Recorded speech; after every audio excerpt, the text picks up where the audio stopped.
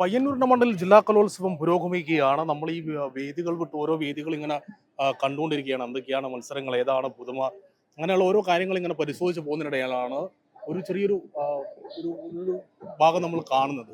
Psychological first aid centre. പല സൈസിലുള്ള first aid സെന്ററുകളും നമ്മൾ കണ്ടിട്ടുണ്ട്. പക്ഷേ ഇങ്ങനെ ഒരു പേരിലുള്ള ഒരു സൈക്കോളജിക്കൽ ഫസ്റ്റ് എയ്ഡ് സെന്റർ ആദ്യമായിട്ടാണ് കാണുന്നത്. നമുക്ക് എന്താണ് ഇവർ ഇതിനെ കൊണ്ട് ഉദ്ദേശിക്കുന്നത് എന്ന് നോക്കാം. സംസ്ഥാന സർക്കാരിന്റെ ഭാഗമായിട്ടുള്ള വകുപ്പിലെ കൂടിയാണ് ഇത്തരത്തിലുള്ളൊരു പരിപാടി അവർ സംഘടിപ്പിക്കുന്നത്. നമുക്ക് എന്താണെന്ന് ചോദിച്ചു നോക്കാം. നമ്മൾ പല രീതിയിലുള്ള പിന്നെ ഫസ്റ്റ് എയ്ഡ് സെന്റർ ഒക്കെ കണ്ടിട്ടുണ്ട്. പക്ഷേ ഈ സൈക്കോളജിക്കൽ ഫസ്റ്റ് എയ്ഡ് സെന്റർ എന്താണ് നിങ്ങൾ ഇതിനെ കൊണ്ട് ഉദ്ദേശിക്കുന്നത്? നമ്മളെപ്പോഴും ശാരീരിക പ്രശ്നങ്ങൾക്കാണ് പൊതുവെ നമ്മൾ പ്രാധാന്യം കൊടുക്കുന്നത് അല്ലേ. അപ്പോൾ കുട്ടികൾക്കോ രക്ഷിതാക്കൾക്കോ ഉണ്ടാകുന്ന മാനസിക സമ്മർദ്ദങ്ങൾക്ക് അങ്ങനെ ഒരു കെയർ കൊടുക്കാറില്ല, സാധാരണ കാണാറില്ല. അപ്പൊ അതുകൊണ്ട് തന്നെ അതിനൊരു ഇമ്പോർട്ടൻസ് കൊടുക്കുന്ന രീതിയിലാണ് സ്കൂൾ കൗൺസിലേഴ്സ് ചേർന്നിട്ട് ഇത്തരത്തിലുള്ള ഒരു പരിപാടി ഇവിടെ അറേഞ്ച് ചെയ്തത്. ഇത് സംസ്ഥാന സർക്കാരിന്റെ ഭാഗമായിട്ടുള്ള രീതി തന്നെ. ഇത് സർക്കാരിന്റെ വനിതാ ശിശു വികസന വകുപ്പിന്റെ സൈക്കോ സോഷ്യൽ സർവീസ് ORC എന്ന് പറഞ്ഞ 2 പദ്ധതികളുണ്ട്.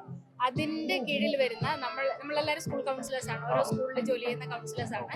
അപ്പൊ സ്കൂൾ കൗൺസിലേഴ്സ് ഈ പയ്യന്നൂർ ഏരിയയിലുള്ള സ്കൂൾ കൗൺസിലേഴ്സിന്റെ നേതൃത്വത്തിലാണ് ഇങ്ങനെ ഒരു thought psychological first aid centre എന്നുള്ള ഒരു സൈക്കോ സോഷ്യൽ സപ്പോർട്ട് എന്ന് പറഞ്ഞിട്ട് ഇതിനു മുന്നേ സംസ്ഥാന കലോത്സവത്തിലൊക്കെ ചെയ്തിട്ടുണ്ട്. അതിൽ നിന്ന് മാറിയിട്ടുള്ള ഒരു ചിന്ത, അങ്ങനെയാണ് നമ്മൾ ചെയ്തത്. പിന്നെ കുട്ടികളെ കൂടുതൽ അട്രാക്ട് ചെയ്യാൻ വേണ്ടി ഇപ്പം കുട്ടികൾ കലോത്സവത്തെ കുട്ടികളുടെ വ്യൂവിൽ എങ്ങനെ കാണുന്നു എന്നുള്ള അവർ വരച്ച ചിത്രങ്ങൾ പ്രദർശിപ്പിച്ചിട്ടുണ്ട്.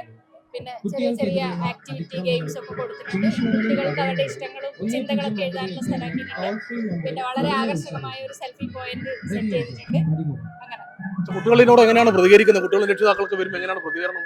ആരുടെ പ്രതികരണം? കുട്ടികളും രക്ഷിതാക്കളും ഇവിടെ ഇങ്ങോട്ട് വരുന്നുണ്ടാവില്ല. അപ്പൊ എങ്ങനെയാണ് അവർക്ക് വളരെ സന്തോഷമാണ്. കാരണം ഈ രീതിയിൽ ട്രീറ്റ് ചെയ്യുന്നില്ലല്ലോ സാധാരണ.